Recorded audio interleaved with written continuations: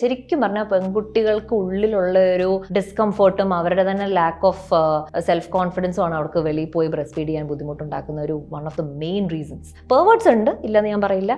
അവർ തുണി പൊക്കി കാണിക്കുന്നുണ്ട്, അവർ വെളിയിൽ മാസ്റ്റർബേറ്റ് ചെയ്യുന്നുണ്ട്, ഫോട്ടോ എടുക്കുന്നുണ്ട്, അവർ ചെയ്യുന്നുണ്ട്. അങ്ങനെയുള്ള ആളുകൾ എല്ലായിടത്തും ഉണ്ട്. പക്ഷേ ഐ വുഡ് സേ ആ ഒരു പെൺകുട്ടിയുടെ ഉള്ളിൽ നിന്ന് തന്നെ ഒരു കോൺഫിഡൻസ്, ഞാൻ എൻ്റെ ബേബിയുടെ ഫുഡ് ഇതിനകത്താണ് ഇരിക്കുന്നത്, അപ്പം ഞാൻ പിന്നെ എന്താ ചെയ്യുക? ഇന്നിപ്പം നമ്മൾ കണ്ടുവരുന്ന കാര്യങ്ങൾ അവർ പെട്ടെന്ന് ട്രാൻസ് ആണെന്ന് തന്നെ അവരങ്ങ് ഫൈനലൈസ് ചെയ്യാണ് without going for proper therapy or let's say counseling or ആ ജെൻഡർ ഡിസ്ഫോറിയയുടെ കോസ് എന്താണെന്ന് കണ്ടുപിടിച്ച് അത് അവിടെ റെക്ടിഫൈ ചെയ്യാൻ നോക്കുന്നതിന് പകരം ഓക്കെ ട്രാൻസ് ആയിരിക്കും എന്നിട്ട് സർജറിക്ക് പോയാലും ആലോചിച്ച് നോക്ക്, അവരത് റിഗ്രറ്റ് ചെയ്യും. ഇന്നിപ്പോൾ ഡീ ട്രാൻസിഷനേഴ്സ് എന്ന് പറഞ്ഞൊരു സെറ്റ് ഓഫ് ആളുകളുണ്ട്. അവർക്ക് ട്രാൻസിഷൻ ആയതിനു ശേഷം അവർക്ക് ഇപ്പോൾ പഴയ ജെൻഡറിലോട്ട് പോകണം. അങ്ങനെ ഒരു കമ്മ്യൂണിറ്റി ഉണ്ട്. സപ്ലൈ കുറയുന്ന പോലെ തോന്നിക്കഴിഞ്ഞാൽ എന്ത് ചെയ്യും? കുഞ്ഞ് മര്യാദയ്ക്ക് ലാച്ച് ആവുന്നില്ല, ഭയങ്കര വേദന, കാട്ടിച്ച് പാറിച്ച്, അയ്യോ നമ്മുടെ അടുത്തോട്ട് വരുന്നത് ചില ബ്രസ്റ്റൊക്കെ കാണുമ്പോൾ കരച്ചിൽ വരും, ചുമന്ന്, ഞാൻ പറയുന്നില്ല, ഉടനെ അങ്ങ് മാറ്റി അപ്പോൾ ഫോമിൽ കൊടുക്കാൻ തുടങ്ങണം. ഫോമിലില്ലായിരുന്നെങ്കിലോ? കാരണം ബ്രസ്റ്റ് ഫീഡിംഗ് എന്ന് പറയുന്ന ആ പാല് മാത്രമല്ല, ആ അമ്മയും കുഞ്ഞും തമ്മിലുള്ള ബോണ്ടും കൂടിയാണ് അവിടെ ക്രിയേറ്റ് ആവുന്നത്. ബോട്ടിൽ ഫീഡ് ചെയ്യുന്ന കുട്ടികൾക്ക് കൂടുതൽ നാരോ ജോയും ബ്രസ്റ്റ് ഫീഡ് ചെയ്യുന്ന കുട്ടികൾക്ക് കൂടുതൽ വൈഡർ ജോയും ആണ്. കുഞ്ഞ് ചെയ്യുന്ന ആദ്യത്തെ എക്സസൈസ് ആണ് ബ്രസ്റ്റ് ഫീഡിംഗ്. ജെൻഡർ ഡിസ്ഫോറിയ ഉള്ളവരെല്ലാവരും ട്രാൻസ് അല്ല, ട്രാൻസ് ആയവർക്കൊക്കെ ജെൻഡർ ഡിസ്ഫോറിയ ഇല്ല. അപ്പം കറക്റ്റ് ആയിട്ടുള്ള കാൻഡിഡേറ്റിനാണോ അവിടെ സർജറി സജസ്റ്റ് ചെയ്യപ്പെടുന്നത് എന്നത് നമ്മൾ ശരിക്കും നോക്കണം. കാരണം അല്ലെന്നുണ്ടെങ്കിൽ എത്ര ട്രാൻസ് സൂയിസൈഡ്സ് ആണ്? 5, 6 അത് നമുക്ക് പ്രിവെന്റ് ചെയ്യണ്ടേ? Hi, this is Meenakshi. Welcome to Saina south plus.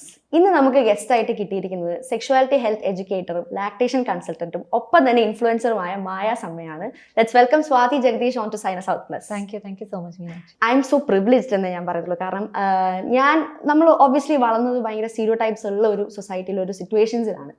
അത് ബ്രേക്ക് ചെയ്യാൻ എന്നെ ഹെൽപ്പ് ചെയ്ത ഒരാളാണ് മായ സമ്മ എന്ന് പറയുന്നത്. ഞാൻ ആക്ച്വലി മാമിൻ്റെ പേജിലോട്ട് ലീഡ് ആവുന്നത് ഒരു ന്യൂസ് ആർട്ടിക്കിൾ വായിച്ചിട്ടാണ്. അപ്പം ഞാൻ ആ പേജ് എടുത്ത് നോക്കിയപ്പോൾ മായ അന്ന് കുറച്ചുകൂടെ കുഞ്ഞാണ്. അപ്പോൾ മായ അന്ന് ബൗണ്ടറീസിനെ പറ്റിയിട്ടും പാരൻറ്റിങ്ങിനെ പറ്റിയിട്ടും ഒക്കെ വളരെ മെച്ചുവേർഡ് ആയിട്ട് സംസാരിക്കുന്നു. നമുക്ക് പല അഡൾട്ട്സും സംസാരിക്കുന്നതിനെക്കാട്ടി ബെറ്റർ ആയിട്ട് സംസാരിക്കുന്നത് ഞാൻ കണ്ടു. അപ്പോൾ ഭയങ്കര കൗതുകം തോന്നി ഇതെങ്ങനെയാണ് എന്നുള്ളത്. അപ്പോൾ പല പാരൻസിനുള്ളൊരു ഡൗട്ടാണ്, എങ്ങനെയാണ് ഇത് ഇൻട്രൊഡ്യൂസ് ചെയ്ത് തുടങ്ങേണ്ടത്, അല്ലെങ്കിൽ കുട്ടികളെ എങ്ങനെ ഇങ്ങനെ മോൾഡ് ചെയ്തെടുക്കാം, ബൗണ്ടറീസ് സെറ്റ് ചെയ്യാൻ പഠിപ്പിക്കാം എന്നുള്ളതൊക്കെ. അതിനെപ്പറ്റി ഒന്ന് പറഞ്ഞുതരാമോ? So first of all thank you so much for the opportunity. ഞാൻ വെറുതെ ഒരു പേരൻറ്റിങ് പേജായിട്ട് സ്റ്റാർട്ട് ചെയ്തതാണ്. അതായത് എൻ്റെ പേരൻറ്റിങ് എക്സ്പീരിയൻസസ് ഷെയർ ചെയ്യാമല്ലോ. കാരണം ഞാൻ എൻ്റെ ലാക്ടേഷൻ കൗൺസിലിംഗ് എക്സ്പീരിയൻസസ് ഫേസ്ബുക്കിലും ഫേസ്ബുക്ക് ഗ്രൂപ്പ്സിലും ഷെയർ ചെയ്ത് അങ്ങനെ ഇൻസ്റ്റാഗ്രാം ഉണ്ടെന്ന് അറിഞ്ഞപ്പോൾ പിന്നെ ഇൻസ്റ്റാഗ്രാമിൽ ഇതേ കഥ തന്നെ ഇടാലോ എന്ന് വിചാരിച്ച് വന്നതാണ്. ഒരിക്കലും ഇങ്ങനെ സെക്സ് എഡ്യൂക്കേഷനിലോട്ട് കയറുന്നോ മോളെയും കൊണ്ടൊക്കെ വീഡിയോ ചെയ്യാൻ തുടങ്ങുന്നൊന്നും ഞാൻ ഒരിക്കലും പ്രതീക്ഷിച്ചല്ല. പക്ഷേ സംഹൗ ഇറ്റ് ഹാപ്പൻഡ്. അതെന്തുകൊണ്ട് അങ്ങനെ സംഭവിച്ചതെന്ന് വെച്ച് കഴിഞ്ഞാൽ, ഞാൻ ലാക്ടേഷൻ ഫീൽഡിലായിരുന്നു. അപ്പോൾ ബ്രസ്റ്റ് ഫീഡിങ് അവയർനെസ്സിൻ്റെ കുറേ ക്ലാസ്സസും പിന്നെ മെൻസ്ട്രൽ ഹെൽത്തിൻ്റെ ക്ലാസ്സസും ഒക്കെ എടുക്കാനൊക്കെ കോളേജസിലൊക്കെ പോകുമായിരുന്നു. അങ്ങനെ കോളേജസിലൊക്കെ പോകുമ്പം എല്ലായിടത്തും പെൺകുട്ടികളെ മാത്രം ഇരുത്തി സംസാരിക്കുന്നത് കേട്ട് എനിക്ക് ഭയങ്കര ദേഷ്യം വന്നു. കാരണം ഈ കാര്യങ്ങളൊക്കെ എല്ലാവരും അറിയേണ്ട കാര്യങ്ങളാണ്, എസ്പെഷ്യലി ആണുങ്ങൾ അറിയേണ്ട കാര്യങ്ങളാണ്. അപ്പോൾ ഞാൻ ഓർത്തപ്പം ഓക്കെ, സെക്സ് എഡ്യൂക്കേഷൻ എന്ന് പറയും, അല്ലെങ്കിൽ ഒരു സെക്ഷുവാലിറ്റി ഹെൽത്തിലോട്ടുള്ളൊരു ഹെൽത്തി ആയിട്ടുള്ളൊരു അപ്രോച്ച് ഇല്ലാത്തത് കൊണ്ടല്ലേ ആണുങ്ങളെ ഇൻവോൾവ് ചെയ്യാത്തത്, അല്ലെങ്കിൽ ഇത് മുഴുവൻ പെണ്ണുങ്ങളുടെ റെസ്പോൺസിബിലിറ്റി ആണെന്ന് വിചാരിക്കുന്നതുകൊണ്ടല്ലേ. അപ്പോൾ പിന്നെ ഇതിനെക്കുറിച്ചൊക്കെ എനിക്ക് പബ്ലിക്കായിട്ടൊക്കെ സംസാരിച്ചേക്കാമെന്ന് വിചാരിച്ചാണ് ഞാൻ അങ്ങനെ സംസാരിക്കാൻ തുടങ്ങിയത്. അങ്ങനെ സംസാരിച്ച് വന്നപ്പോൾ I got to know that നമ്മൾ അഡൾട്ട്സിനെ ഒരു ലെവൽ വരെയൊക്കെ നമുക്ക് ചേഞ്ച് ചെയ്യാൻ പറ്റത്തുള്ളൂ. അപ്പം ഏറ്റവും ബെസ്റ്റ് ചേഞ്ച് എന്ന് പറയുന്നത് നെക്സ്റ്റ് ജനറേഷൻ ചേഞ്ച് ആവുക എന്നുള്ളതാണ്. അപ്പോൾ അതുകൊണ്ടാണ് പേരൻറ്റിങ് എന്നൊരു ആംഗിളിൽ, അപ്പോൾ പേരൻസ് ഇക്കാര്യങ്ങളൊക്കെ മനസ്സിലാക്കി കുട്ടികളെ ട്രെയിൻ ചെയ്ത് കഴിഞ്ഞാൽ അറ്റ്ലീസ്റ്റ് ഒരു 2 ജനറേഷൻ 3 ജനറേഷൻ കഴിഞ്ഞിട്ടെങ്കിലും എല്ലാവരും ഇതിനെക്കുറിച്ചൊക്കെ അവെയർ ആയിട്ടുണ്ടാവുമല്ലോ എന്നുള്ളൊരു ആംഗിളിലോട്ട് അങ്ങനെ എത്തിച്ചേരുകയായിരുന്നു. അങ്ങനെ എത്തിച്ചേർന്ന് സെക്സ് എഡ്യൂക്കേഷൻ ക്ലാസ്സസ് ഒക്കെ എടുക്കാൻ തുടങ്ങിയപ്പം പേരൻസ് ചോദിക്കുന്നു, മാം ഇതൊക്കെ അറിഞ്ഞിരിക്കുന്നതൊക്കെ കൊള്ളാം, സൂപ്പറാണ്, നല്ല ഇൻഫർമേഷനൊക്കെയാണ്, പക്ഷെ ഇത് എങ്ങനെയാണ് കുട്ടിയോട് സംസാരിക്കേണ്ടത്, നമ്മൾ എന്ത് ടോണിലാണ് സംസാരിക്കേണ്ടത്, അല്ലെങ്കിൽ സീരിയസ് ആയിരിക്കണോ, കുട്ടി നമ്മളെ ഐ കോണ്ടാക്ട് ഉണ്ടാവുമോ, അത് നാണിക്കുമോ? അപ്പം they didn't know practically how it be possible. അപ്പം അങ്ങനെ വന്നപ്പോഴാണ് ഞാൻ ഇവളുമായിട്ട് സംസാരിക്കുന്ന 1-2 കാര്യങ്ങൾ അങ്ങനെ റിയലായിട്ട് ഇട്ടതും അങ്ങനെ അത് പോപ്പുലർ ആയതും. സോ എങ്ങനെ സംസാരിക്കണം എന്ന് ചോദിച്ചു കഴിഞ്ഞാൽ, നമ്മൾ എന്തിനെക്കുറിച്ചും സംസാരിക്കുന്ന പോലെയൊക്കെ തന്നെ അങ്ങ് സംസാരിച്ച് പോകുക, അത്രേ ഉള്ളൂ. വളരെ നോർമലായിട്ടോ. അപ്പോൾ നമ്മളൊരു കുഞ്ഞു ബേബിയോട് ഓക്കെ ഇത് കണ്ണാണ് അല്ലെങ്കിൽ ഇത് മൂക്കാണെന്നൊക്കെ പറയുന്ന പോലെ തന്നെയാണ് പ്രൈവറ്റ് പാർട്സും, അതും ബോഡിയുടെ ഒരു ഭാഗങ്ങളാണ്. അപ്പോൾ അത് നമ്മളൊരു മാറ്റർ ഓഫ് ഫാക്റ്റ് ആയിട്ട് സംസാരിച്ച് പോകുമ്പോൾ അവരത് വലിയൊരു സീരിയസ് ആയിട്ട് എടുക്കുന്നില്ല. കാരണം അവർക്ക് ആ ഏജിൽ നമ്മൾക്ക് സെറ്റായി വന്ന ടാബുവോ അല്ലെങ്കിൽ സ്റ്റിഗ്മയോ നാണോ ഒന്നും അവർക്ക് സെറ്റ് ആയിട്ടില്ല. അപ്പം അതിന് മുമ്പ് തന്നെ നമ്മൾ വളരെ മാറ്റർ ഓഫ് ഫാക്റ്റ് ആയിട്ട് വളരെ സിമ്പിളായിട്ട് കാഷ്വൽ ആയിട്ട് സംസാരിക്കുകയാണെന്നുണ്ടെങ്കിൽ അവരത് വലിയൊരു കാര്യമായിട്ട് എടുക്കുന്നേ ഇല്ല. ആണോ, അത് വളവയല്ല, ഓക്കെ, ഇത് പീനിസല്ലേ, ഓക്കെ എന്നേ അവരത് എടുക്കുന്നുള്ളൂ. എങ്ങനെ സംസാരിക്കാം, എപ്പോൾ സംസാരിക്കാന്ന് വെച്ച് കഴിഞ്ഞാൽ സംസാരിക്കാൻ തുടങ്ങുമ്പോൾ അങ്ങ് സംസാരിക്കണം, അത്രേ ഉള്ളൂ. നമ്മൾ ഈ ഷോൾഡറിനെയും head, shoulders, knees and toes ഒക്കെ ഉണ്ടല്ലോ, അപ്പോൾ അതുപോലത്തെ പാട്ടുകളൊക്കെ ബാക്കിയുള്ള ഓർഗൻസിനെ കുറിച്ചൊക്കെ നമുക്ക് കാഷ്വൽ ആയിട്ട് സംസാരിക്കാനുള്ള സിറ്റുവേഷൻസ് ഉണ്ടാകുമ്പോൾ ഇതിനെക്കുറിച്ചും കാഷ്വൽ ആയിട്ട് സംസാരിക്കാനുള്ള സിറ്റുവേഷൻസ് നമ്മൾ അങ്ങ് ഉണ്ടാക്കിയെടുക്കുക എന്നുള്ളേ ഉള്ളൂ. പിന്നെ എന്താണ് നമ്മൾ മൈൻഡിൽ വെക്കേണ്ടതെന്ന് വെച്ച് കഴിഞ്ഞാൽ ഏജ് അപ്രോപ്രിയേറ്റ് ആയിരിക്കണം. അതായത് ഒരു 4 വയസ്സുള്ള കുട്ടിക്കും 6 വയസ്സുള്ള കുട്ടിക്കും കാര്യങ്ങൾ അണ്ടർസ്റ്റാൻഡ് ചെയ്യാനുള്ള ഒരു കപ്പാസിറ്റി വളരെ ഡിഫറെൻ്റ് ആയിരിക്കും. 6 ഇയേഴ്സ് എന്ന് പറയുമ്പോൾ ലോജിക്കൽ ബ്രെയിൻ ഡെവലപ്പ് ആയി, അപ്പോൾ ചില കോൺസെപ്റ്റുകളൊക്കെ അവർക്ക് ബെറ്റർ ആയിട്ട് മനസ്സിലാവും. 4 ഇയേഴ്സിൽ ലോജിക്കൽ ബ്രെയിൻ അത്ര ഡെവലപ്പ് ആയിട്ടില്ല, അപ്പോൾ അവർക്ക് കുറച്ചുകൂടി കാഷ്വൽ ആയിട്ട് കുറച്ചുകൂടി സിമ്പിൾ ആയിട്ടൊക്കെ നമുക്ക് പറഞ്ഞു കൊടുക്കാൻ പറ്റത്തുള്ളൂ. അതിന് ഒത്തിരി കാര്യങ്ങൾ പറഞ്ഞു കൊടുക്കാനും പറ്റത്തില്ല, ഒത്തിരി കാര്യങ്ങൾ പറഞ്ഞു കൊടുത്തവരെ കൺഫ്യൂസ് ചെയ്യാനും പറ്റത്തില്ല. അതുപോലെ ഇപ്പോൾ എൻ്റെ മോൾക്ക് ഇപ്പോൾ ഓൾമോസ്റ്റ് 10 ആയി. അപ്പോൾ അവൾ ഭയങ്കര ഡീറ്റെയിൽഡ് ആയിട്ടും ഒത്തിരി എക്സ്പ്ലനേഷനും ഒക്കെ എക്സ്പെക്ട് ചെയ്യുന്ന ഒരാളാണ്. അപ്പോൾ അവൾക്ക് പറഞ്ഞു കൊടുക്കുന്ന പോലെ ആയിരിക്കില്ല ഞാനൊരു 3 ഇയർ ഓൾഡിന് പീരിയഡ്സ് പറഞ്ഞു കൊടുക്കുന്നത്. സോ ഏജ് അപ്രോപ്രിയേറ്റ് ആണെന്നുണ്ടെങ്കിൽ, ഒത്തിരി ഇൻഫർമേഷൻ കൊടുത്ത് ഓവർവെൽം ചെയ്യാതിരിക്കുകയാണെന്നുണ്ടെങ്കിൽ അതായിരിക്കും ബെസ്റ്റ്. ഇപ്പോൾ അതുപോലെ വരുന്നതാണ് ഈ നോ പറയും. ഇപ്പം നോ പറയുമ്പോൾ 2 തരത്തിൽ, ഇപ്പോൾ പറഞ്ഞ പോലെ തന്നെ പറയാം. അതായത് ചിലപ്പോൾ വളരെ ഫീബിൾ ആയിട്ട്, പക്ഷെ നോ എപ്പോഴും നമ്മൾ അക്സെപ്റ്റ് ചെയ്യേണ്ട ഒരു കാര്യമാണെന്നുള്ളത് പലരും മനസ്സിലാക്കുന്നില്ല. അപ്പം എങ്ങനെയാണ് നോ പറയുക? അതായത് വളരെ ക്ലോസ് ആയിട്ടുള്ള ഒരാളോട്, റിലേറ്റീവ് ആയിക്കോട്ടെ, അവരോട് നോ പറയാൻ നമുക്ക് ചിലപ്പോൾ ഒരു മടി ഫീൽ ചെയ്യും. എങ്ങനെയാണ് അവരെ എഫക്റ്റ് ചെയ്യാതെ നമുക്കൊരു നോ, ഇതെനിക്ക് ഇഷ്ടപ്പെടുന്നില്ല എന്നുള്ളത് പറഞ്ഞ് മനസ്സിലാക്കാൻ പറ്റുക എന്നുള്ളത്? മീനാക്ഷി, നോ പറയുന്നത് ഒരു പ്രശ്നമല്ല മീനാക്ഷി. നോ പറയണോ വേണ്ടയോ എന്ന് പോലും ആളുകൾക്ക് അറിയാൻ പാടില്ല ഇപ്പോൾ. സോ എപ്പോഴാണ് ആ നോ പറയേണ്ട, അല്ലെ എപ്പോഴാണ് when should you establish A boundary is when your body feels you are doing something uncomfortable. അപ്പോഴാണ് ബൗണ്ടറി സെറ്റ് ചെയ്യേണ്ടത് ശരിക്കും പറഞ്ഞു കഴിഞ്ഞാൽ.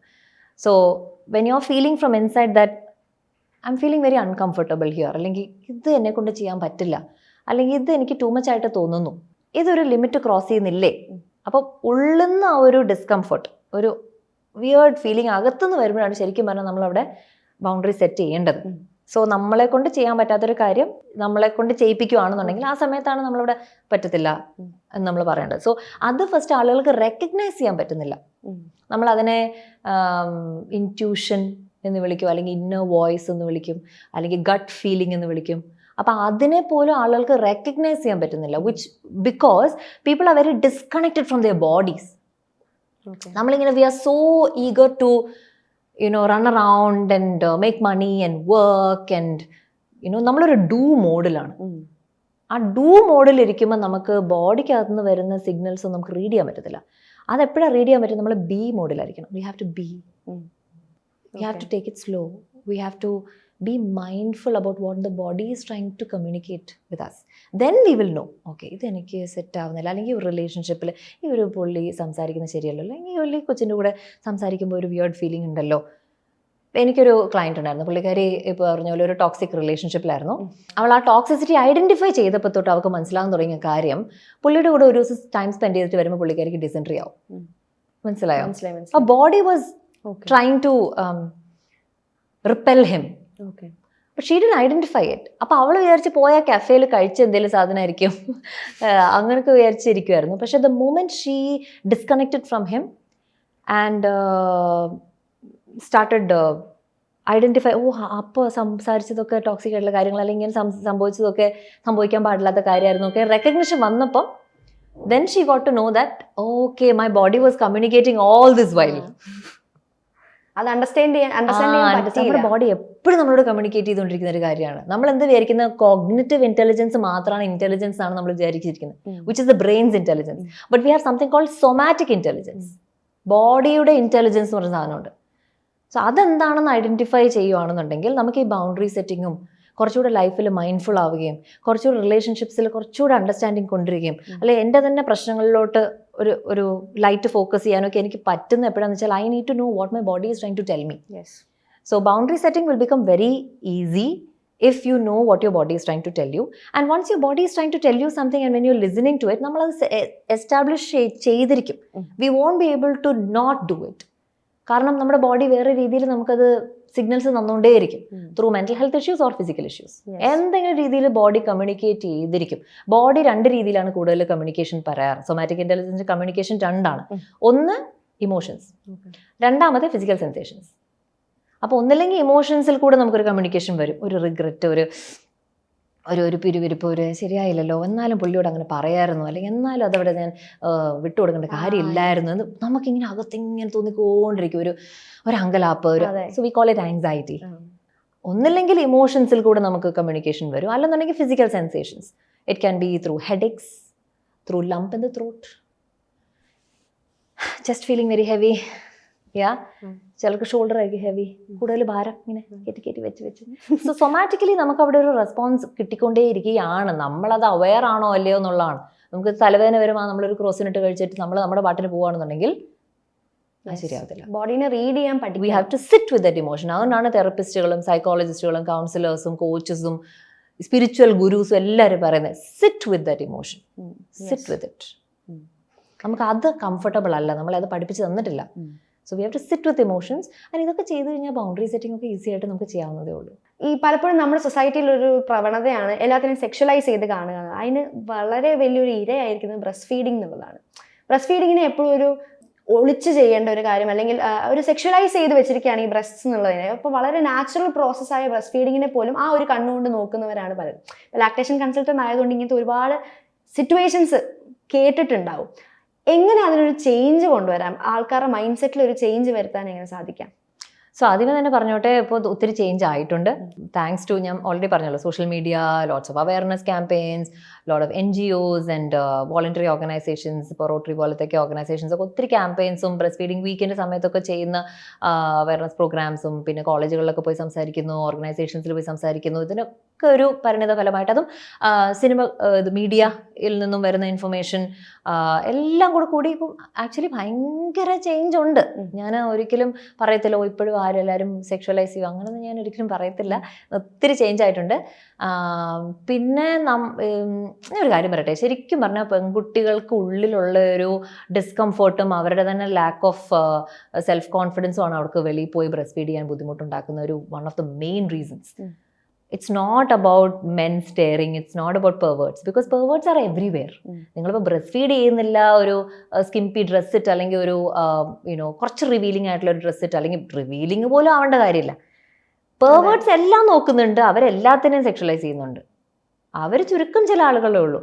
പൊതുവെ നോക്കുകയാണെന്നുണ്ടെങ്കിൽ നമ്മുടെ സമൂഹം is very breast feeding friendly. Men are they're very nice people actually. They don't really care. I don't think a man would care. ഒരു പെണ്ണിരുന്ന് ബ്രസ്റ്റ് ഫീഡ് ചെയ്യണം, ചെയ്യട്ടെ എന്ന് പറഞ്ഞാൽ പോകത്തേ ഉള്ളൂ. They're not going to stand there and stare. No, it's not going to happen. I don't think that's going to happen. Perverts ഉണ്ട്, ഇല്ലെന്ന് ഞാൻ പറയില്ല. അവർ തുണി പൊക്കി കാണിക്കുന്നുണ്ട്, അവർ വെളിയിൽ മാസ്റ്റർബേറ്റ് ചെയ്യുന്നുണ്ട്, അവർ തുറച്ചു നോക്കുന്നുണ്ട്, അവർ ഫോട്ടോ എടുക്കുന്നുണ്ട്, അവർ ചെയ്യുന്നുണ്ട്. അങ്ങനെയുള്ള ആളുകൾ എല്ലായിടത്തും ഉണ്ട്. പക്ഷേ ഐ വുഡ് സേ ആ ഒരു പെൺകുട്ടിയുടെ ഉള്ളിൽ നിന്ന് തന്നെ ഒരു കോൺഫിഡൻസ്, ഞാൻ എൻ്റെ ബേബിയുടെ ഫുഡ് ഇതിനകത്താണ് ഇരിക്കുന്നത്, അപ്പം ഞാൻ പിന്നെ എന്താ ചെയ്യുക? നിങ്ങൾക്കൊക്കെ നടന്നുകൊണ്ട് ഐസ്ക്രീം കഴിക്കാം, ചിപ്സ് കഴിക്കാം, അപ്പോൾ എൻ്റെ കൊച്ചിൻ്റെ ഫുഡ് ഇവിടെയാണ്, അപ്പോൾ എൻ്റെ കൊച്ചി കരയുമ്പോൾ ഞാനിരുന്ന് ഫീഡ് ചെയ്യും. അപ്പോൾ എല്ലായിടത്തും ബ്രസ്റ്റ് ഫീഡിങ് റൂം വേണം നമുക്ക് നിർബന്ധം പിടിക്കാൻ പറ്റത്തില്ല. അപ്പോൾ ഫീഡിങ് കുർത്തീസ് ഉണ്ട്, ഫീഡിങ് നൈറ്റീസ് ഉണ്ട്, അതിന് വേണ്ടി സിബൊക്കെ വെച്ച് ഉണ്ടാക്കുന്ന സാധനങ്ങൾ അതൊക്കെ വെച്ച് ചെയ്യാം. കാരണം ടവലൊക്കെ മുകളിലോട്ട് ഇടുന്നത് ഒരു 4 മാസത്തിൽ കൂടുതലൊന്നും പറ്റത്തില്ല, കുഞ്ഞ് തന്നെ വലിച്ച് കളയും. നമുക്ക് മാസ്ക് ഇട്ടുകൊണ്ടൊക്കെ എന്നെ പാടായിരുന്നു അല്ലേ. സോ നമ്മൾ കോൺഫിഡൻ്റ് ആയിട്ട് അങ്ങ് ഫീഡ് ചെയ്യുക. പിന്നെ നമ്മുടെ പാർട്ട്ണറുടെ സപ്പോർട്ട്. ഇപ്പം എൻ്റെ ഭർത്താവാണെങ്കിൽ തന്നെ ആദ്യമൊക്കെ he was very uncomfortable feed ചെയ്യാനൊക്കെ. ഇപ്പോൾ ഇവിടെ ഇരുന്ന് ഫീഡ് ചെയ്യണോ? ഞാൻ കാർ എടുത്തോ, ഞാൻ മോളെ എനിക്ക് നല്ല ഓർമ്മയുണ്ട്, ഞാൻ 3ാമത്തെ നിലയിലോ 4ാമത്തെ നിലയിലോ കണ്ടാണേ. അപ്പോൾ ഇവള് കരയുവാ. അപ്പോൾ എനിക്കാണെങ്കിൽ ഒന്നാമത്തെ കാര്യം ഡ്രസ്സൊന്നും ട്രൈ ചെയ്ത് നോക്കിയിട്ടില്ല, ഒന്നും ഷോപ്പ് ചെയ്യാതെ തിരിച്ച് വീട്ടിലോട്ട് പോകണല്ലോ എന്നുള്ളൊരു തോന്നല. ഇത് കഴിഞ്ഞിട്ട് ഷോപ്പിംഗ് കണ്ടിന്യൂ ചെയ്യണമെന്ന് ഞാൻ ആ ഒരു ഇതിൽ നിൽക്കുക. അപ്പം എന്നിട്ട് പുള്ളി നീ താഴത്തോട്ട് പോകാൻ, ഞാൻ വണ്ടി പാർക്കിംഗ്, ഞാൻ ഈ താഴത്തോട്ട് എത്തിക്കഴിയുമ്പോഴത്തേക്ക് ഇവിടെ നിലവിളിച്ച് വേളം ഉണ്ടാക്കും. ഞാനിരുന്ന് ഫീഡ്. അപ്പം ഞങ്ങളുടെ മോളിൽ ആ സമയത്തൊന്നും ഫീഡിങ് റൂമൊന്നും ഇല്ലായിരുന്നു, ഞാൻ വരുന്ന സ്ഥലത്ത് കോയമ്പത്തൂർ. അപ്പോൾ പുള്ളി പറഞ്ഞു ഇപ്പോൾ ഇവിടെ നിന്ന് ഫീഡ് ചെയ്യണോ? ഞാനിന്ന് ഫീഡ് ചെയ്യാൻ പോകാം. ഞാനൊരു ബെഞ്ച് കണ്ടു, അവിടെ നിന്ന് ഫീഡ് ചെയ്തു. ആ പുള്ളി അപ്പുറം ഇങ്ങനെ നെർവസ് ആയിട്ട് നിൽപ്പുണ്ട്. എനിക്കും വിഷമമുണ്ട് കാണാൻ, പക്ഷെ ഞാൻ ചെയ്യാനാ. നമ്മൾ കുടിച്ചു കഴിഞ്ഞപ്പോഴത്തേക്കും ഉറക്കം തോന്നി, ഞാൻ ബേബി ക്യാരിയറിലിട്ടു, ഞാൻ പിന്നെ കണ്ടിന്യൂ ചെയ്തു ഷോപ്പിംഗ്. പക്ഷെ we have these conversations once in a while. Baby ഇങ്ങനെ അൺകംഫർട്ടബിൾ ആയിട്ട് കാര്യമില്ല, ഇതിങ്ങനെ കുറേ നാൾ ഞാൻ കണ്ടിന്യൂ ചെയ്യാൻ പോകുന്ന കാര്യമാണ്, അപ്പോൾ നീ യൂസ്ഡ് ആവണം ഇതുമായിട്ടാ, നോക്കട്ടെ, ഞാൻ ടൈം എടുക്കും. സോ ദേ ഓൾസോ നമ്മൾ വിചാരിക്കുന്നുണ്ട് നമ്മളെ അനുസരിച്ച് ആണുങ്ങളങ്ങ് എല്ലാ രീതിയിലും പ്രോഗ്രസീവ് ആവണം, നമുക്ക് സമയം കൊടുക്കണം. നമ്മളൊരു പെൺകുട്ടിയിൽ നിന്നും സ്ത്രീയിൽ നിന്നും അമ്മയാവാൻ നമുക്കൊരു ട്രാൻസിഷൻ ഫേസ് വരുന്നില്ലേ, അതുപോലെ തന്നെ ഒരു ആൺകുട്ടിയിൽ നിന്നും ആണാവാനും ആണിൽ നിന്നും അച്ഛനാവാനും ആണിനും ഒരു ട്രാൻസിഷൻ സ്പേസ് നമ്മൾ കൊടുക്കണം. നമ്മൾ പ്രോഗ്രസീവായിട്ട് ചിന്തിക്കുന്നു എന്ന് പറഞ്ഞാൽ എല്ലാവരും ഉടനെ പ്രോഗ്രസീവ് ആവണമെന്ന് ചിന്തിച്ചിട്ട് കാര്യമില്ല. അപ്പം പയ്യെ പയ്യെ കാര്യങ്ങൾ പറഞ്ഞ് മനസ്സിലാക്കുക. അതുപോലെ തന്നെ ഞങ്ങളുടെ ബ്രസ്റ്റ് ഫീഡിങ് കമ്മ്യൂണിറ്റി ഒത്തിരി ഹെൽപ്ഫുൾ ആയിരുന്നു കേട്ടോ. ഞങ്ങൾക്ക് അവിടെ നല്ലൊരു കമ്മ്യൂണിറ്റി, ഞങ്ങൾ തന്നെ ഉണ്ടാക്കിയെടുത്തൊരു കമ്മ്യൂണിറ്റി ഉണ്ടായിരുന്നു. അപ്പോൾ അവിടെ ഞങ്ങൾ ഫാമിലി ആയിട്ട് എല്ലാവരും ഇൻട്രാക്ട് ചെയ്യുമ്പം എല്ലാവരും ഫ്രീ ആയിട്ട് ബ്രസ്റ്റ് ഫീഡ് ചെയ്യുന്നത് കാണുകയും അതൊക്കെ മനസ്സിലൊരു പോസിറ്റീവ് ഇമ്പാക്റ്റ് ക്രിയേറ്റ് ചെയ്യും. അപ്പോൾ കുഴപ്പമില്ല അല്ലേ ഫീഡ് ചെയ്യാൻ. അപ്പോൾ അങ്ങനെ പുള്ളിയുടെ മൈൻഡിലും ചില രീതിയിലുള്ള അൺലേണിംഗ് വന്നതിന് ശേഷം എവിടെയാണെങ്കിലും ഫീഡ് ചെയ്യുക, പുള്ളി തന്നെ പറയും, അവൾ ഇത്തിരി ക്രാങ്കി ആവാൻ തുടങ്ങിയിട്ടുണ്ട്, ഒരു ഫീഡ് ഇപ്പം തന്നെ കൊടുത്തു കഴിഞ്ഞാൽ അടുത്ത ഒരു 1 hour നമുക്ക് ഫ്രീ ആയിട്ട് കിട്ടും, ഫീഡ് ചെയ്തോ ആട്ടെ എന്ന് പറഞ്ഞാൽ. അപ്പോൾ ആ ഒരു ആറ്റിറ്റ്യൂഡ് ചേഞ്ച് എന്ന് പറയുന്നത് over A period of time വരുന്നൊരു കാര്യമാണ്. സോ നമ്മുടെ ഉള്ളിൽ നിന്നും ഒരു കോൺഫിഡൻസ് വരണം, നമ്പർ 1. നമ്പർ 2, നമ്മുടെ പാർട്ട്ണറുടെ സപ്പോർട്ട്, അതുപോലെ തന്നെ സൊസൈറ്റിയുടെ ലാർജർ സ്കെയിൽ സൊസൈറ്റിയുടെ മൊത്തത്തിലുള്ള ഒരു സപ്പോർട്ട്. ഒരു അമ്മ ബ്രസ്റ്റ് ഫീഡ് ചെയ്യുകയാണെങ്കിൽ തന്നെ ഞാൻ ചോക്ലേറ്റ് ഒക്കെ കൊണ്ടു കൊടുത്തിട്ടുണ്ട് ബ്രസ്റ്റ് ഫീഡ് ചെയ്ത് കാണുമ്പോൾ. ഗുഡ് ജോബ് എന്നാ പിടിച്ചോന്ന് പറഞ്ഞു ചോക്ലേറ്റ് ഒക്കെ കൊടുക്കുന്നു. ജസ്റ്റ് എന്തെങ്കിലും നമ്മുടെ രീതിയിലൊരു എന്തെങ്കിലും ഹെൽപ്പ് വേണോ, you want something, you want glass of water എന്നൊക്കെ ഞാൻ ചോദിച്ചിട്ടുണ്ട്. ഡ്രസ്സിംഗ് റൂമിലൊക്കെ ബ്രസ്റ്റ് ഫീഡ് ചെയ്യുന്ന കാണുമ്പോൾ ഞാൻ സംസാരിച്ചിട്ടുണ്ട്. ബ്രസ്റ്റ് ഫീഡിങ് മദേഴ്സ് ഇപ്പോൾ പറഞ്ഞ പോലെ അവർക്കുണ്ടാകുന്ന വേറൊരു പ്രശ്നം എന്ന് പറയുമ്പോൾ, എസ്പെഷ്യലി എനിക്കൊന്ന് പഴയ ആളുകൾ, കുറച്ചുകൂടി മുന്നത്തെ ജനറേഷനിലുള്ള ആളുകളായിരിക്കും ബ്രസ്റ്റ് ഫീഡിങ്ങോ അതിനെപ്പറ്റി അറിയാൻ എന്തായിരിക്കുന്നത്. ഇപ്പോൾ ഞങ്ങളൊന്നും വീഡിയോ കണ്ടിട്ടല്ലോ ചെയ്തുകൊണ്ടിരുന്നത്, ഞങ്ങൾക്ക് ഇതിനെപ്പറ്റി ഇതെല്ലാം ചെയ്യുന്ന കാര്യമല്ലേ. ഇതുമായിട്ട് അത്ര എക്സ്പോസ്ഡ് ആയിട്ടുള്ള, അല്ലെങ്കിൽ ബ്രസ്റ്റ് ഫീഡിങ്ങുമായിട്ട് എക്സ്പോസ്ഡ് ആയിട്ടുള്ള പലർക്കും ഇതിൻ്റെ ഡിഫിക്കൽട്ടീസോ അല്ലെങ്കിൽ ലാച്ചിങ് ഒരു പ്രോസസ്സാണ്, അത് ചെയ്യണം, അങ്ങനെ ഒരു പ്രോസസ്സ് ഉണ്ട്, ഒരു സ്റ്റെപ്പ് ഉണ്ട് എന്നുള്ളതൊന്നും അറിയില്ല. അതിനെപ്പറ്റി കുറച്ചൊരു ഇൻസൈറ്റ് കൊടുക്കാമോ? ഓക്കെ. സോ അങ്ങനെ നോക്കുകയാണെങ്കിൽ നമ്മളൊക്കെ വീട്ടിൽ പ്രസവിച്ചുകൊണ്ടിരുന്നവരല്ലേ, അപ്പോൾ എന്തിനാ ഇപ്പോൾ ഹോസ്പിറ്റലുകളിലോട്ട് പോകുന്നത്? അതെ. സോ കാര്യങ്ങൾ മാറി മാറി വരികയാണ്, പ്രശ്നങ്ങൾ മാറി മാറി വരികയാണ്, ശരീരങ്ങൾ മാറിക്കൊണ്ടിരിക്കുകയാണ്. അപ്പോൾ കുറേ കാര്യങ്ങൾ ഏൻഷ്യൻറ്റ് വിസ്ഡം നമ്മൾ മറന്നുപോയി. കുറേ കാര്യങ്ങളിൽ നമുക്ക് പഴയ കാര്യങ്ങൾ എന്താണെന്നുള്ളത് അറിയാൻ പാടില്ല. അത് മാത്രമല്ല, ഇപ്പോൾ ബ്രസ്റ്റ് ഫീഡിങ്ങിൽ ഞാൻ കൂടുതൽ കണ്ടുവരുന്ന ഒരു 70s 80s തൊട്ട് തന്നെ ഒരു ബോട്ടിൽ കൾച്ചർ ഉള്ളത് കൊണ്ട് ഇടയ്ക്കുള്ള 1-2 തലമുറകൾ ഒത്തിരി ബ്രസ്റ്റ് ഫീഡ് ചെയ്തിട്ടില്ല. സോ കാര്യം പറഞ്ഞാൽ അവരെ കാണാൻ അമ്മമ്മ പോലെയൊക്കെ ഇരിക്കുമെങ്കിലും അവരോട് പോയി എത്ര നാൾ ബ്രസ്റ്റ് ഫീഡ് ചെയ്യുന്നു എന്ന് ചോദിച്ചാൽ ചിലപ്പോൾ 3 മാസമേ ബ്രസ്റ്റ് ഫീഡ് ചെയ്തിട്ടുണ്ടാവുള്ളൂ. സോ എൻ്റെ തന്നെ ഫാമിലിയിലുള്ള ഓൾഡ് പീപ്പിളിനൊക്കെ 6 കുട്ടികളുണ്ട്, 8 പിള്ളേരുണ്ട്, പക്ഷെ ഒന്നിനും തന്നെ ബ്രസ്റ്റ് ഫീഡ് ഒന്നും ചെയ്തിട്ടില്ല അവർ. കാരണം അടുത്തത് ഉടനെ ആവും. അതെ. പിന്നെ പൊതുവെ പശുപാല് കലക്കി കൊടുക്കുക, അല്ലെങ്കിൽ റാഗിപ്പാൽ കൊടുക്കുക, പിന്നെ 28ാമത്തെ ദിവസമൊക്കെ നമ്മൾ സോളിഡ്സ് കൊടുത്തു. അപ്പോൾ ഇപ്പോഴല്ലേ WHO പറയുന്നത് 6 months വരെ സോളിഡ്സ് കൊടുക്കല്ലേ, അവരുടെ ഇൻറ്റസ്റ്റൈൻസ് ഡെവലപ്പ് ആയിക്കൊണ്ടിരിക്കുന്നതേ ഉള്ളൂ, 6 months കഴിഞ്ഞേ കൂടെ. അപ്പോൾ ആ ഒരു നോളജ് ഇപ്പോഴല്ലേ വരുന്നേ. അപ്പോൾ നമുക്ക് കുറേ നാളോട് ബ്രസ്റ്റ് ഫീഡ് ചെയ്യണമെന്നുള്ളൊരു പ്രഷർ അപ്പോൾ വരുന്നില്ലേ. അപ്പം ഒരു 30th day പ്രോബ്ലം വന്നു കഴിഞ്ഞാൽ നമ്മൾ എന്ത് ചെയ്യും? സപ്ലൈ കുറയുന്ന പോലെ തോന്നിക്കഴിഞ്ഞാൽ എന്ത് ചെയ്യും? കുഞ്ഞ് മര്യാദയ്ക്ക് ലാച്ചാവുന്നില്ല, ഭയങ്കര വേദന, കാട്ടിച്ച് പാറിച്ച്, അയ്യോ നമ്മുടെ അടുത്തോട്ട് വരുന്നത് ചില ബ്രസ്റ്റൊക്കെ കാണുമ്പോൾ കരച്ചിൽ വരും, ചുമന്ന്, ഞാൻ പറയുന്നില്ല, ലൈക്ക് ബ്ലിസ്റ്റേഴ്സ് ഒക്കെ ആയിട്ടാണ് വരുന്നത്. അപ്പോൾ അതൊക്കെ അപ്പോൾ എന്ത് ചെയ്യും അവർ? ഉടനെ അങ്ങ് മാറ്റി അപ്പോൾ ഫോമിൽ കൊടുക്കാൻ തുടങ്ങണം. ഫോമിലില്ലായിരുന്നെങ്കിലോ എന്ത് ചെയ്യും? അപ്പോൾ ആ ബ്രസ്റ്റ് ഫീഡിങ് റിലേഷൻഷിപ്പിനെ സാൽവേജ് ചെയ്യണം എങ്ങനെയെങ്കിലും. കാരണം ബ്രസ്റ്റ് ഫീഡിങ് എന്ന് പറയുന്ന ആ പാല് മാത്രമല്ല, ആ അമ്മയും കുഞ്ഞും തമ്മിലുള്ള ബോണ്ടും കൂടെയാണ് അവിടെ ക്രിയേറ്റ് ആവുന്നത്. ആ ഒരു സെക്യൂർ ഫീലിംഗ് ആണ് ആ കുഞ്ഞിനെ ബ്രസ്റ്റ് ഫീഡ് ചെയ്യുമ്പോൾ. അപ്പം അത് നമ്മൾ അതും കൂടെ അവിടെ സാൽവേജ് ചെയ്യാൻ നോക്കുകയാണ് എങ്ങനെയെങ്കിലും. ആ ബ്രസ്റ്റ് ഫീഡിങ് ജേർണിയെ കണ്ടിന്യൂ ചെയ്യിപ്പിക്കാൻ വേണ്ടി എന്തൊക്കെ ചെയ്യാം, ബോട്ടിലോ ഫോമിലോ കൊടുക്കാതെ എന്തൊക്കെ ചെയ്യാം. പിന്നെ അത് മാത്രമല്ല, ബ്രസ്റ്റ് ഫീഡ് ചെയ്യുന്നതുകൊണ്ടാണ് ജോ ഡെവലപ്മെന്റ് ആവുന്നത്. അത് എത്ര പേർക്കറിയാം? നല്ല ജോ ഡെവലപ്മെന്റ് ആവണമെന്നുണ്ടെങ്കിൽ ബ്രസ്റ്റ് ഫീഡ് ചെയ്യണം. ബ്രസ്റ്റ് ഫീഡ് ചെയ്യുന്നതും ബോട്ടിൽ ഫീഡ് ചെയ്യുന്നതും 2 ഡിഫറെന്റ് ബയോമെക്കാനിക്കൽ പ്രോസസ്സാണ്. ബോട്ടിൽ ഫീഡ് ചെയ്യുമ്പോൾ യൂസ് ആവുന്ന ജോ ഡെവലപ്മെന്റും മസിൽ മൂവ്മെന്റ്സും ഒന്നും അല്ല ബ്രസ്റ്റ് ഫീഡ് ചെയ്യുമ്പോൾ യൂസ് ചെയ്യുന്നത് കുട്ടി. പൊതുവെ എല്ലാവർക്കും ലൈക്ക് ഡെന്റിസ്ട്രി ആ ഫീൽഡിലൊക്കെ ഉള്ളവർക്ക് അറിയാം, ബോട്ടിൽ ഫീഡ് ചെയ്യുന്ന കുട്ടികൾ കൂടുതൽ നാരോ ജോയും ബ്രസ്റ്റ് ഫീഡ് ചെയ്യുന്ന കുട്ടികൾക്ക് കൂടുതൽ വൈഡർ ജോയും ആണ്. അപ്പോൾ ജോയുടെ ഷേപ്പ് എന്ന് പറയുന്നത് നമ്മുടെ എൻറ്റയർ ക്രേനിയോ, ആ ഒരു ഹെഡ് ആൻഡ് നെക്ക് ഡെവലപ്മെന്റിന്റെ കുഞ്ഞ് ചെയ്യുന്ന ആദ്യത്തെ എക്സസൈസ് ആണ് ബ്രസ്റ്റ് ഫീഡിങ്. അപ്പം ക്രേനിയം നല്ല വലുതായിട്ട് വരാനും, ഫേസ് നല്ല വൈഡായിട്ട് ഗ്രോ ആവാനും, ഫോർവേഡ് ഗ്രോയിങ് ആയിട്ട് വരാനും അതിനൊക്കെ ഹെൽപ്പ് ചെയ്യുന്ന സാധനമാണ് ഈ ബ്രസ്റ്റ് ഫീഡിങ് എന്ന് പറയുന്നത്. അപ്പോൾ അതിന്ന് ബോട്ടിൽ ഫീഡ് ചെയ്ത് വേറെ ഫ്യൂച്ചറിൽ വേറെ പ്രോബ്ലംസ് ഉള്ള കുഞ്ഞുങ്ങളെ നമ്മൾ കാണുന്നുണ്ടല്ലോ. സോ അത് ബോട്ടിൽ ഫീഡ് ചെയ്യുന്ന അവിടെ പ്രശ്നമാണെന്നോ ഫോർമുല കൊടുക്കുന്ന പ്രശ്നമാണെന്നല്ല, ബ്രസ്റ്റ് ഫീഡിങ് സാൽവേജ് ചെയ്യാനുള്ള പരമാവധി വഴികൾ നമുക്ക് നോക്കാന്നേ. എന്നിട്ടൊന്നും ശരിയാവുന്നില്ലെങ്കിൽ കൊടുക്കേണ്ട സാധനമല്ലേ ഇത്. അതിന് പകരം ഇത് ആദ്യമേ എടുത്ത് ഉടനെ കൊടുക്കുന്നതല്ലേ പ്രശ്നം. എന്തോ പ്രശ്നം വന്ന് നമുക്ക് ഉടനെ കൊടുക്കും. അങ്ങനെ ചെയ്യാതെ നിങ്ങൾ ലാക്ടേഷൻ കൺസൾട്ടൻ്റ് അടുത്ത് പോവുക, അവരിത് മാത്രം പഠിച്ചവരാണ്, അല്ലെങ്കിൽ അവർ തന്നെ ബ്രസ്റ്റ് ഫീഡിങ് മദർ ആയിരുന്നു, അവർ they have gone through certain things, then they have done these courses. എനിക്കറിയാവുന്ന മാക്സിമം LCസും ബ്രസ്റ്റ് ഫീഡിങ് മദേഴ്സ് ആയിരുന്നു, അല്ലെങ്കിൽ ആണ്. അങ്ങനെയുള്ളവരാണ് കൂടുതൽ അതിനകത്തോട്ട് കയറുന്നതായിട്ട് ഞാൻ കാണുന്നത്. അപ്പോൾ അവർ ഹെൽപ്പ് ചെയ്യും. 2-3 മണിക്കൂറാവും ഒരു സെഷൻ. അത്രയും സമയം എത്ര ഡോക്ടറുടെ അടുത്തുണ്ട്? ഇല്ല. ഗൈനക്കിൻ്റെ അടുത്തുമില്ല, പീഡിയാട്രിഷ്യൻ അടുത്തുമില്ല. അപ്പോൾ LC എന്ന് പറഞ്ഞ ഇടയ്ക്ക് ഒരാളുണ്ട്, അവരുടെ അടുത്ത് നമുക്ക് 2-3 മണിക്കൂർ സംസാരിക്കാം. അത് മാത്രമല്ല ഫോളോ അപ്പ് ഉണ്ട്, വിസിറ്റ്. ഇത് നോർമൽ സൈക്കോളജിക്കൽ കൗൺസിലിംഗ് പോലെ തന്നെയാണ്. ഇപ്പം എൻ്റെ അടുത്ത് LC കൺസൾട്ടേഷൻ വരുന്ന ഒരാൾ, അവിടെ നമ്മൾ പോസ്റ്റ്മോർട്ടം കൗൺസിലിംഗ് ചെയ്യുന്നുണ്ട്, അവിടെ അമ്മായിമ്മയുടെ പ്രശ്നങ്ങൾ പറയുന്നുണ്ട്, ഫാമിലി മെമ്പേഴ്സിൻ്റെ പ്രഷർ അതിനെക്കുറിച്ച് പറയുന്നുണ്ട്, ഭർത്താവ് ഇങ്ങനെയാണെന്നുള്ള പ്രശ്നങ്ങൾ പറയുന്നുണ്ട്, അടുത്ത കരിയറിലായിട്ട് ജോബിലോട്ട് എപ്പോഴാണ് തിരിച്ചു പോകേണ്ടത്, മാം ഒരു പിടിയില്ല മാം, ആകെ കൺഫ്യൂസ്ഡ് ആണ്, അത് പറയുന്നുണ്ട്.